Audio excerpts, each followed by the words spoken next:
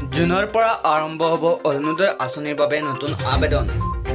60,000 নতুন হিতাধিকাৰী সৃষ্টি কৰা হ'ব।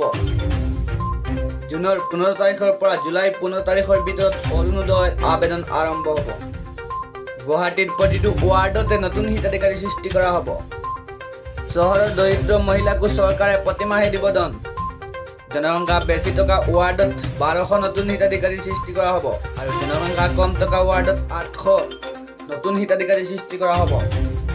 মুঠ 60টা ৱাৰ্ডত 60,000 নতুন অৰুণোদয় হিতাধিকাৰীক ধন দিব চৰকাৰে।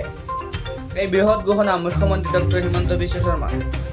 জুনৰ পৰা আৰম্ভ হ'ব অৰুণোদয় আঁচনিৰ বাবে নতুন আবেদন। 60,000 নতুন হিতাধিকাৰী সৃষ্টি কৰা হ'ব। জুনৰ 15 তাৰিখৰ পৰা জুলাই 15 তাৰিখৰ ভিতৰত অৰুণোদয়ৰ আবেদন আৰম্ভ হ'ব। গুৱাহাটীৰ প্ৰতিটো ৱাৰ্ডতে নতুন হিতাধিকাৰী সৃষ্টি কৰা হ'ব। জনাই আছো এই মুহূৰ্তৰ খুবেই গুৰুত্বপূৰ্ণ খবৰটো। জুনৰ 15 তাৰিখৰ পৰা জুলাই 15 তাৰিখৰ ভিতৰত অৰুণোদয়ৰ আবেদন আৰম্ভ হ'ব। গুৱাহাটীৰ প্ৰতিটো ৱাৰ্ডতে নতুন হিতাধিকাৰী সৃষ্টি কৰা হ'ব। চহৰত দৰিদ্ৰ মহিলাকো চৰকাৰে প্ৰতিমাহে দিব ধন।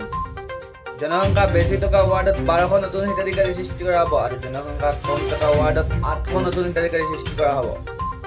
মুঠ 60টা ৱাৰ্ডত 60,000 নতুন অৰুণোদয় হিতাধিকাৰীক ধন দিব চৰকাৰে। এই বৃহৎ ঘোষণা মুখ্যমন্ত্ৰী ডক্টৰ হিমন্ত বিশ্ব শৰ্মাৰ। জুনৰ পৰা আৰম্ভ হ'ব অৰুণোদয় আঁচনিৰ বাবে নতুন আবেদন। 60,000 নতুন হিতাধিকাৰী সৃষ্টি কৰা হ'ব। জুনৰ 15 তাৰিখৰ পৰা জুলাই 15 তাৰিখৰ ভিতৰত অৰুণোদয়ৰ আবেদন আৰম্ভ হ'ব। গুৱাহাটীৰ প্ৰতিটো ৱাৰ্ডতে নতুন হিতাধিকাৰী সৃষ্টি কৰা হ'ব।